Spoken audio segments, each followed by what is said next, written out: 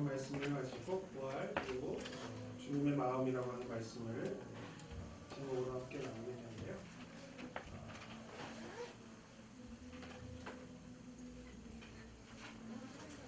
예수님께서 부활하시고 죽으시고 난 다음에 3일 만에 부활을 하셨습니다. 근데 그 부활하시기 전에 3일 동안 무덤에 계셨어요. 근데 제가 이런 생각을 해봤습니다. 나라면 여러분 한번 생각해 보세요. 여러분이라면은 무덤에서 3일 동안 있으면서 무슨 생각을 하셨겠는가? 또 만약에 무덤에서 나와서 무엇을 이야기를 하겠는가? 뭐 생각해 보신 적 있으세요? 여러분은 무덤에서 딱 나와서 제일 먼저 하고 싶은 얘기가 무엇인지? 살았다. 제가 어렸을 때 동네에서 장례를 치르는 걸 봤어요. 근데 예전에는 그 병풍을 쳤어요. 병풍을 쳤는데 깜짝 놀랐어요. 어렸을 때 놀다가 막 장난치다가 병풍 갔는데 병풍 뒤에 관이 있더라고요. 근데 그때는 관 뚜껑을 안 닫았어요. 그래서 뭐가 있나 하고 딱 봤더니 사람이 누워있는 거예요. 깜짝 놀랐어요.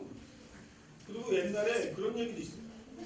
관 뚜껑에 누워있던 할아버지가 살아서 일어난 적도 있어요.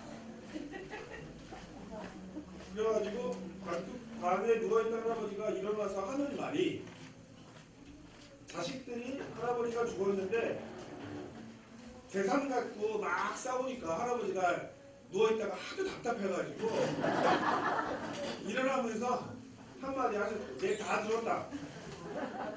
내가 듣다가 하도 괘씸해가지고 내가 다시 일어나가지고 내가 다 들었다 하면서 일어났다는 거예요. 근데 예수님이 무덤에서 이제 일어나셨는데, 나라면, 여러분이라면 뭐라고 말씀하셨을까? 저는 한번 생각해봤어요. 나라면 무덤에서 일어났을 때 뭐라고 얘기했을까? 저는 생각해봤어요. 아마 저 3일 동안 기다렸을 거예요. 딱 일어나자마자 사람들한테 딱 만나자마자 제가 하고 싶었던 얘기가 뭐였냐면, 예수 믿으십시오? 아니요. 저 같으면 저는 이 얘기를 꼭 했을 것 같아요. 내가 부활한다 했지. 내가 3일 만에 살아난다고 했지. 내가 한 말 니들 안 믿었지. 내 말이 맞지. 예수님께서 예루살렘 성전을 허물라 그러면 내가 3일 만에 다시 짓겠다라고 얘기했을 때 사람들이 예수님의 말을 거짓말로 믿었어요. 왜냐하면 사람들은 예루살렘을 돌로 짓고 돌로 허물고 돌로 짓는 걸 생각했거든요. 근데 예수님께서 말씀하신 건 성전된 몸을 다시 세운다라고 하는 걸로 비유로 말씀하셨는데, 사람들은 돌로 예루살렘 성전을 다시 짓는 걸로 오해를 했어요. 그러니까는 사람들이 예수님 말을 무시했죠. 왜요? 어떻게 이 예루살렘 성전을 3일 만에 짓냐는 거예요. 근데 예수님은 몸된 성전을 3일 만에 다시 짓는다는 그런 뜻이었는데 사람들은 오해를 했잖아요. 근데 예수님께서 3일 만에 다시 부활하셨잖아요. 그러니까 나중에 내 말이 맞잖아. 난 하나님의 아들이고 내가 그걸 증명하기 위해서 다시 3일 만에 부활했는 거 내 말이 맞잖아 라고 이야기할 것 같았어요. 저 같았어요.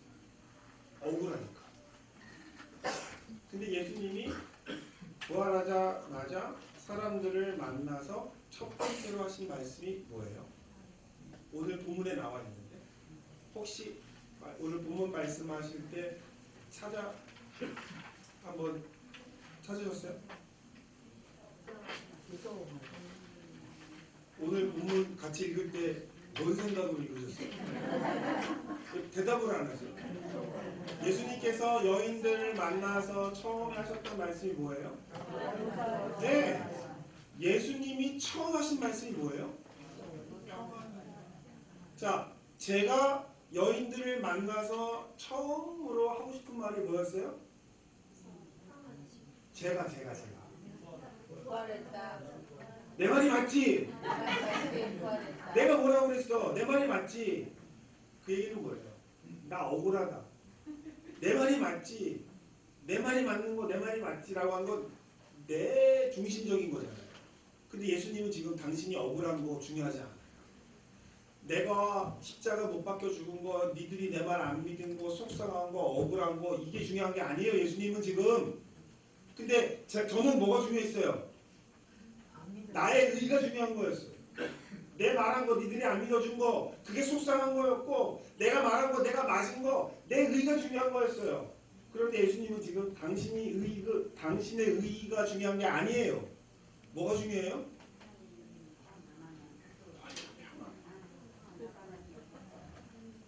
죽었는데 3일 동안 잊지 못하고 눈물로 밤을 3일 밤을 밤낮으로 울었던 그 여인들이 3일이 지났는데도 불구하고 잊지 못하고 그 무덤가에 와 있던 그 여인들이 그 마음이 안쓰러웠던 거예요. 그러니까 예수님은 당신이 중요한 거예요? 아니면 지금 그 여인들이 중요한 거예요? 여인들이 중요한 거예요. 예수님은 자기가 다쳤는지 자기가 그 마음이 속상한지 억울한지 그게 중요하지 않으셨어요. 예수님은 늘 자기 자신을 생각하지 않으셨어요. 누굴 생각하셨어요? 여러분을 생각하셨어요. 하나님의 백성들, 하나님의 양들을 생각하시는데 더 중요하신 거예요. 그러니까 뭐예요? 평안. 하나님의 관심은 누구예요? 하나님의 관심은 누구예요? 예, 우리예요. 예수님의 관심은 누구예요? 우리예요. 그 아버지 그 아버지. 하나님도 세상을 이처럼 사랑하사 독생자를 주셨던 것처럼 예수님도 아버지의 관심이 이 세상 사람들이잖아요. 구원하기 위하여 독생자를 보내셨잖아요. 예수님도 다시 부활하자마자 관심이 뭐예요? 아버지의 관심이 이 세상에 있는 영혼들이니까 아들의 관심도 이 세상에 있는 영혼들이죠. 그러니까 너희가 평안. 자, 예수님이 부활하시고 난 다음에 하늘로 곧바로 올라가실 수 있었어요. 그렇죠? 올라가실 수 있을까요? 없을까요? 있었죠. 여러분 만약 누군가가 저한테 침뱉고 나한테 욕하고 나 모른다고 하고 그러면 경뗄래 안 돼요? 자, 우리 여기 사회사업 미용동교에서 누군가가 나한테 침뱉었다고 누군가가 나 여기서 평생 봉사했는데 누군가 나한테 욕했다고 생각해 보세요. 그럼 나 여기 다시 와야 안 와? 다시 와요. 더 와야죠. 더 와야죠. 더 와야죠. 저 같으면 안 와요. 나 같으면 안 와. 정 뗀다고. 그게 보통 사람 마음이죠. 그죠? 사람 마음이지. 누가 자 옆집 사람이 나한테 억가심정 생기게 욕한다고 생각해 보세요. 자, 여러분 요즘에요 어떤 세상이냐면 층간소음 난다고 가서 칼로 찌르는 세상이에요. 요즘 세상. 얼마 전에는 예전에는요 공중전화에서 공중전화 빨리 하라고 했다고 해서 거기서 싸움 나가도 사람 죽인 세상이 요즘 세상. 그 다음에 어떤 세상이에요? 빨리 가라고 빵빵빵빵 거렸다고 차에서 내려가가지고 칼 꺼내가지고 골프채 꺼내가지고 몽둥이 꺼내가지고 차 때려 부시는 세상이 요즘 세상 아니에요? 근데 나한테 침 뱉고 나한테 칼 찌르고 예수님 옆구리에 참 찔렀잖아요. 채찍 때렸잖아요. 그러면 하나님 예수님이 이 땅에 있을 마음이 있겠어요? 없겠어요? 없겠죠. 없겠죠. 그랬죠. 근데 예수님께서 이 땅에 계셨어요? 곧바로 하늘로 올라가셨어요? 이 땅에 계셨다고요. 왜? 왜 예수님이 부활하시고 난 다음에 하늘로 곧바로 안 가셨어요? 오늘 말씀하셨을 때 뭐라고 말씀하셨어요? 그 여인들한테? 무서워하지 말라. 평안하냐고 한 다음에 그 다음에 제자들한테 가라고. 그리고 내가 곧 찾아갈 거예요. 예수님이 하늘로 안 올라가신 이유는요. 3년 반 동안 자기를 따라다녔던 제자들에게 한 번 더 가시려고 안 올라가신 거예요. 그러면 예수님은 왜 하늘로 안 올라가시고 제자들을 찾아가셨을까요? 제자들을 만난 이야기들을 우리는 성경에 기록되어 있습니다. 그 중에 하나가 예수님께서 디베리아 바닷가라고 하는 갈릴리 바닷가에서 베드로를 만나는 이야기가 나와요. 자, 베드로 어떤 사람이에요? 예수님을 따라다니며 수제자라고 하는 그 제자가 예수님이 잡히시던 밤에 예수님을 3번 부인하죠. 그러고 난 다음에 어떤 한 여자아이가 너도 예수님이랑 함께 같이 다니던 사람 아니냐라고 이야기하자 예수님을 부인하고 침도 뱉어요. 근데 여러분 그때 성경에 나와 있습니다. 예수님과 베드로의 눈이 마주쳤어요. 그런데 그 가이사랴의 그 빌라도의 법정이라고 하는 그 뜰이 얼마나 넓을까요? 얼마나 넓은 줄 아세요, 여러분? 로마 시대의 그 모습을 그대로 보존하고 있는 그 이태리에 도시가 하나 있습니다. 폼페이라고 하는 도시가 있어요. 제가 독일에서 공부를 마치고 폼페이라고 하는 도시에 잠시 여행을 간 적이 있는데 거기에 가보면 폼페이에서 가장 부잣집이라고 하는 명패가 붙어있는 집이 있어요. 거기에 마당이 있거든요. 그 마당이 그 빌라도의 법정과 같은 그 마당이 있어요. 근데 그 마당이 넓이가 얼마나 되면 그 동네에서 가장 부잣집인데 그 마당이 여기보다 작아요. 우리 여기 그 사설 미용성교회보다 작아요. 여기 예수님이 가운데에 무릎 꿇고 있었던 거예요. 그 다음에 여기 사람들이 둘러 있었던 거예요. 베드로가 예수님을 부인했어요. 예수님과 베드로의 거리가 저와 여러분 사이 거리도 안 된 거예요. 그 거리에서 예수님이 베드로가 자기를 부인하는 걸 봤고 눈이 마주친 거예요. 이 거리에서. 그리고 베드로가 도망갔습니다. 예수님이 죽었어요. 그래서 베드로는 나 몰라라고 고기를 잡고 있었죠.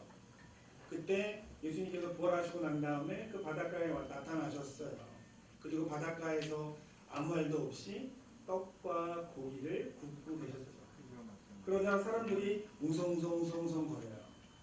그리고 저기 보니까 멀리 떨어진 곳에서 누가 고기를 굽고 떡을 모닥불을 피우고 있는데 제자들이 딱 봅니다. 보자마자 제자들이 어디서 많이 본 실루엣이야. 근데 여러분 실루엣만 봐도 누군지 알아요, 몰라요? 어떻게 알까요? 여러분 저기에서 여러분이 키운 여러분의 자녀가 저기 100m 저기서 뛰어와도 내 새끼인 거 알아요, 몰라요? 실루엣만 봐도 내 애인 거 알아요, 몰라요? 알죠? 그러자 베드로가 옷을 벗어 던지고 바다에 뛰어들죠. 성경에서 뭐라고 나오지 않아요? 예수님과 베드로가 아무 말도 안 했고 밥을 먹고 떡을 뗄 때까지 아무 말도 안 했대요. 성경에 나와 있어요. 예수님께서 아무 말도 안 했대요. 베드로가 아무 말도 안 했대요. 고기를 굽고 떡을 먹는데 아무 말도 안 했대요. 그리고 다 먹고 난 다음에 예수님이 한 말씀 하셨대요. 베드로야, 네가 나를 다른 사람들보다 사랑하냐? 그런데요, 예수님께서 물어봤을 때 뭐라고 얘기했냐면 네가 나를 아가파오 하냐 그랬어요. 아가페 하냐? 아가페 하냐 그랬어요. 그랬더니 베드로가 뭐라고 하는지 아세요? 필레오 합니다. 이거 이상한 겁니다, 여러분. 왜 이상한 거냐면 자, 남자친구가 물어보는 거예요. 자기 나 사랑해? 그러면 여자친구가 뭐라고 대답해야 돼요? 나 사랑해 라고 대답해야 되죠. 근데 여자친구가 얘기하는 거예요. 나 좋아해. 자기야 나 사랑해? 근데 나 좋아해. 이거 맞아요 틀려요? 틀린 거예요. 근데 예수님이 너 나 아가페 하냐? 그랬더니 베드로가 얘 저 필레오 합니다. 뭐가 이상한 거예요. 그러자 예수님이 한 번 더 물어봐요. 너 나 아가페 하냐? 그러자 베드로가 또 한 번 대답합니다. 네 필레오 합니다. 그러자 예수님이 한 번 더 물어봐요. 그래? 너 나 필레오 하냐? 그러자 베드로가 어떻게 했대요?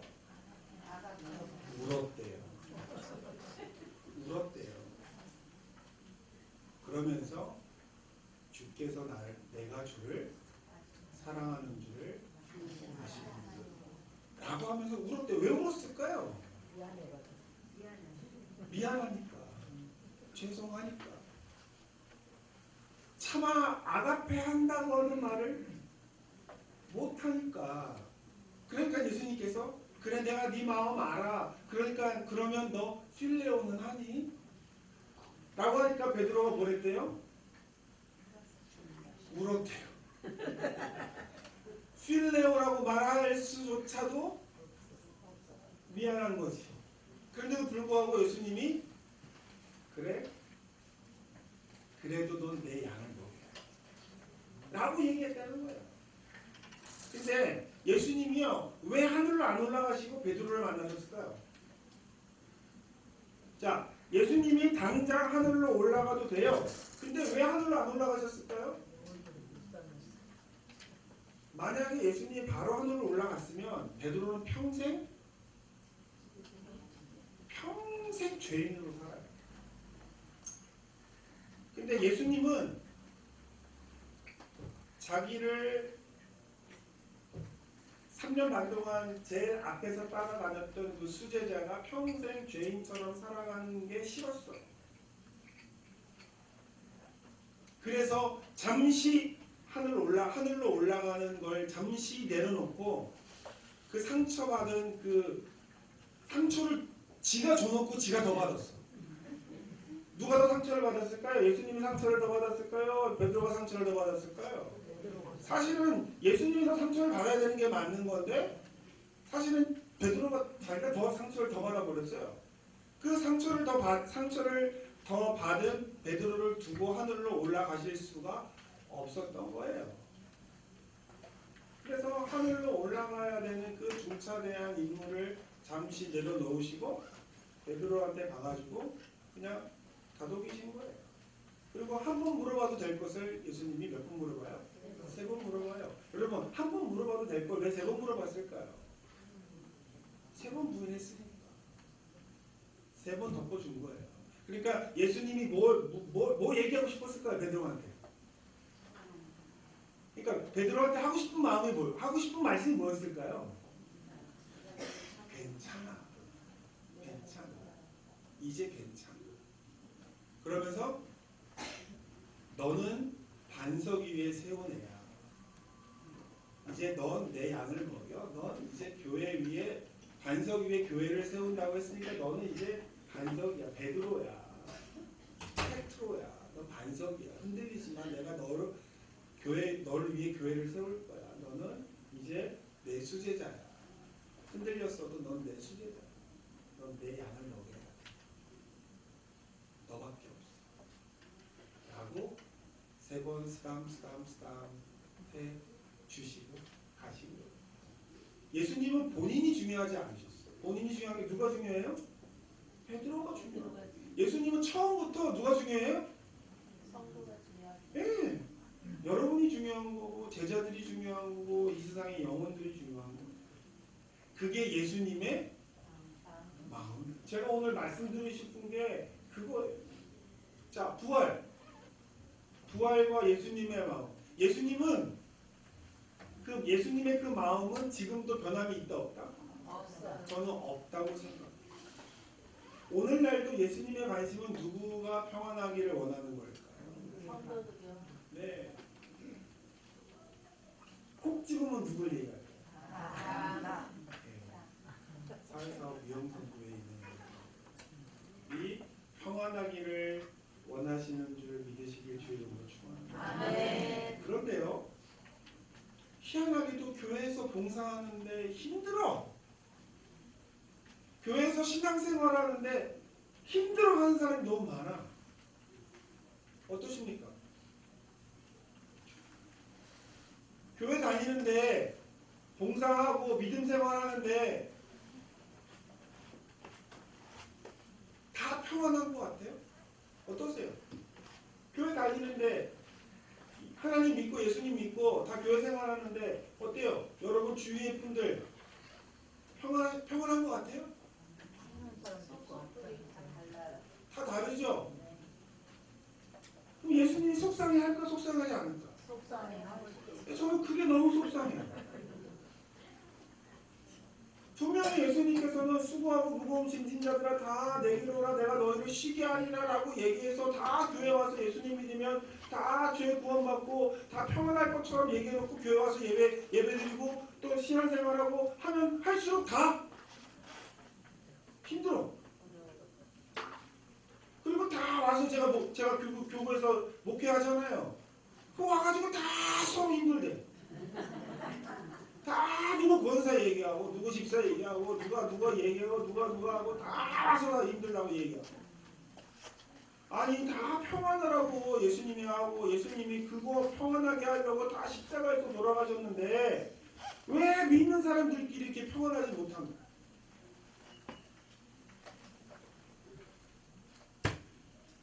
그리고 주의종들끼리도 평안해야 되는데 주의종들끼리도 이렇게 평안하지 않은지 그게 너무 답답해요. 그래가지고 저는 그냥 제가 있는 곳에서만이라도 좀 평안했으면 좋겠다라고 하는 생각을 갖고 있어요. 그래서 제가 담당하고 있는 곳에서라도 평안했으면 좋겠다. 또 제가 담당하고 있는 교구만이라도 소교구만이라도 평안했으면 좋겠다라고 하는 게 제 작은 바람이에요.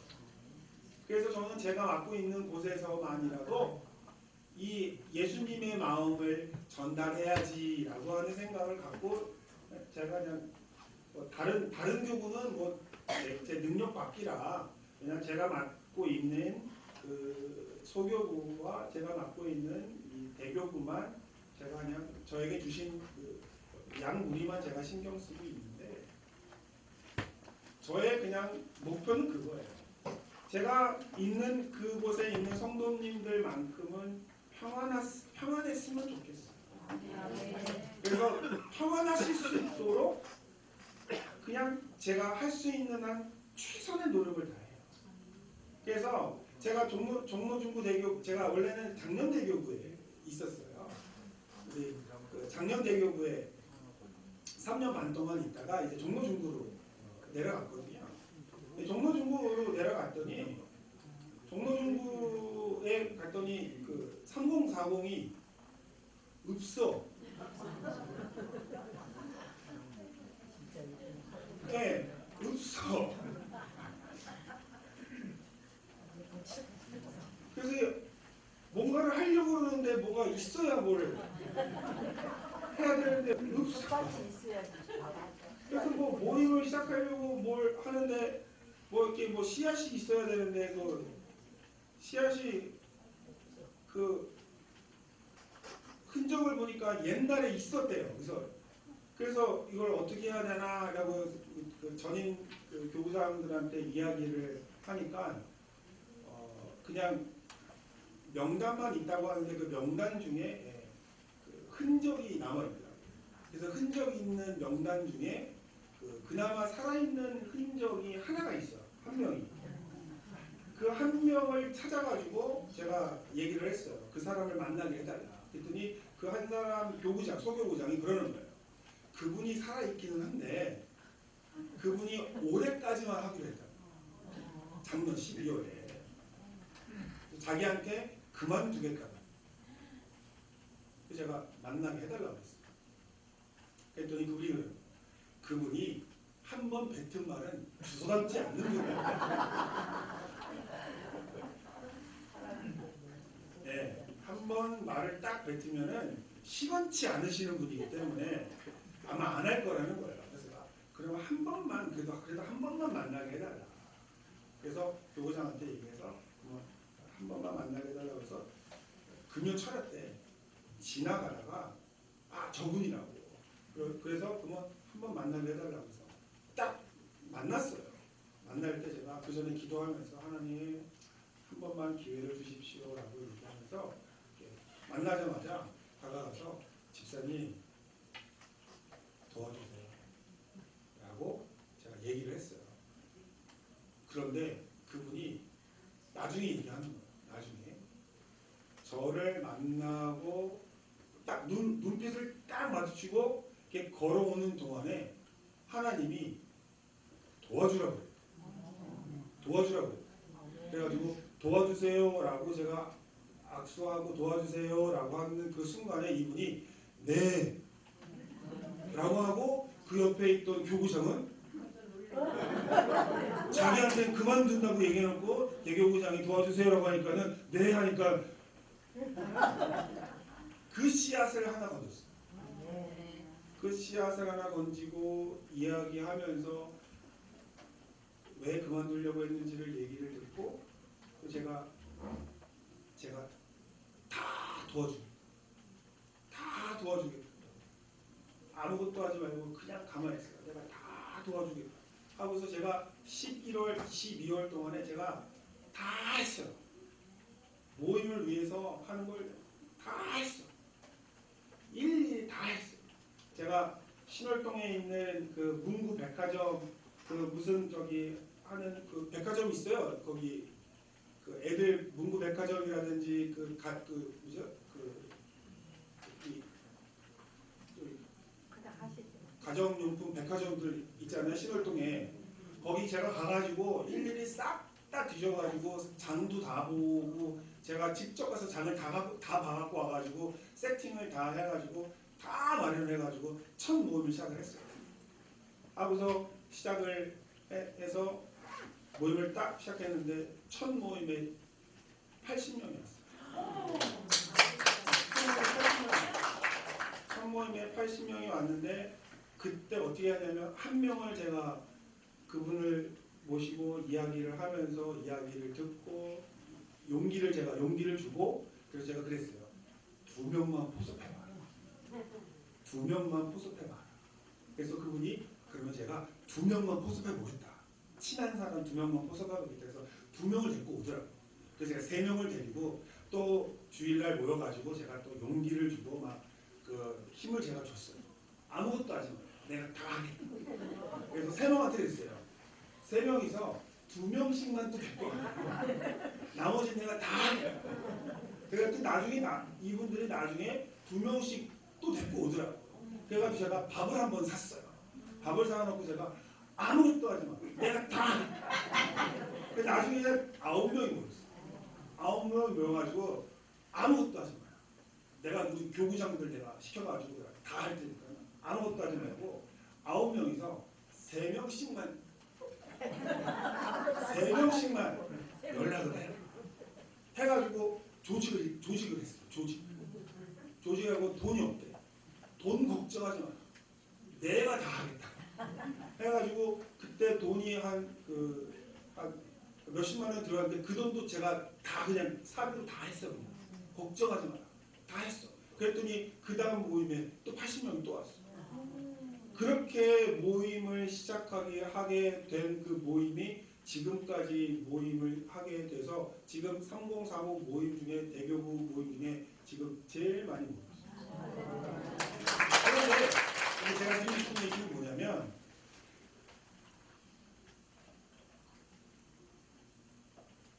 우리 3040 모임이 하나도 부담을 가지고 억지로 하는 분들이 없는 게 제 목표예요. 왜냐면 억지로 하는 분이 계시잖아요. 그럼 저는 그분한테 하지 마. 내가 하지 마. 우리는 부담스럽게 하는 일은 우리는 안 해요. 힘들면 하지 마. 그리고 임원들한테도 힘들면 하지 마. 힘든 건 조혜종이 하는 거고 목회자들이 하는 거지. 힘든 거는 하지 마. 우리가 다 해. 왜냐면 저는 그게 예수님 마음이라고 생각해요. 돈 들어가는 거 걱정하지 마. 괜찮아. 내가 다 했어요. 지금도 마찬가지예요. 요번에 우리 수련회 하는데도 뭐가 필요하냐? 걱정하지 마. 내가 다 해.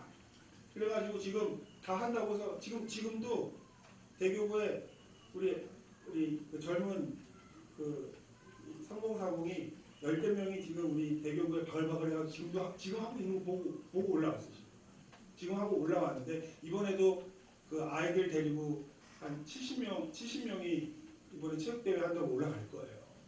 그런데 제가 드리고 싶은 얘기는 뭐냐면 예수님의 마음을 전달하고 예수님의 마음을 느끼게 하면 여러분 거기에 생명력이 새서 아멘. 그런데 여러분 감사하게도 제가 또 여기 앉아 있었잖아요. 찬양할 때. 근데요 제가 다른 성교에서 느끼지 못했던 마음이 하나 있었던 게 뭐냐면 제가 갖고 있는 생각이 뭐냐면 예수님의 마음을 갖고 있는 사람이 하나라도 있으면 그 모임은 부흥해요. 아멘. 그런데 사회사업 미용동교회 예수님의 마음이 느껴졌어요. 아멘. 찬양하고 예배하는데 제 마음에 그런 마음이 들어요. 여기에 예수님의 마음을 나타내는 사람이 있구나. 이건 제가 농담이 아니고 빈말이 아니고요. 정말 이 말 하고 싶어요. 이렇게 할 수 있는 건 누군가가 예수님의 마음으로 헌신하고 있기 때문에 가능한 거예요. 그래서 계속 하시기 바랍니다. 아멘. 사실은 예수님 마음을 제가 전하러 왔는데 보니까 이미 하고 계신 거예요. 누가 시켜서 하는 게 아니고 예수님의 마음을 아는 사람들은요 시켜서 하는 게 아니라 본인이 하고 싶어서 하는 거예요. 그러니까 베드로가 나중에 어떻게 했대? 자기 목숨 바쳐서 하는 거예요. 예수님 마음을 듣기. 저도 지금 그렇게 하고 있습니다. 누가 시켜서 하는 거 아니고 예수님의 마음을 전달해주고 싶으니까 하는 거예요. 그래서 제가 이런 마음을 전했거든요. 우리 성도님들한테. 근데 여러분 재미난 변화가 있어요. 제가 저희 성도님들한테 기도원에 오세요 아니면 어디에 오세요라고 이런 얘기를 제가 잘 안 해요. 왜냐면 이제 동원하는 느낌을 받으시면 힘들어하실까봐 제가 안 하거든요. 그런데 제가 작년 9월달에 왔어요. 동료들부대 10월달에 처음 기도원에 갔는데 기도원에 갔을 때 230명 정도 기도원에 올라갔더라고요. 근데 10월달에 230명이 올라갔고 11월달에 250명이 올라갔어요. 그리고 12월달에 280명이 올라가요. 그 다음에 1월달에 299명이 올라갔어요. 그 다음에 2월달에 300명이 올라갔어요. 3월달에 313명이 올라갔어요. 3월달에 지난달에 지난달에 330명이 올라갔어요. 제가 올라오라고 얘기를 안 해요.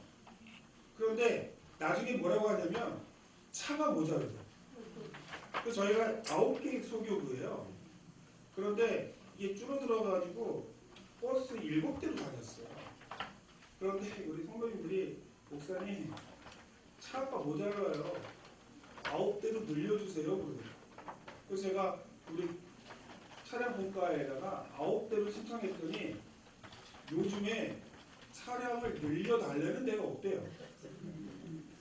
그래서 제가 그 차량 분과에서 그러는 거예요. 이거 맞냐는 거예요. 요즘에 교구에서 차량을 늘려달라는 데가 없는데 이거 맞냐는 거예요. 그럼 하시는 얘기가 이거 늘려달라고 했다가 사람 줄면은 저보고 다 물어내라는 거예요. 그래서 제가 아니 이거 내가 늘려달라는 게 아니라 우리 성도님들이 늘려달라고 해가지고 늘려달라는 건데 어떡하냐고.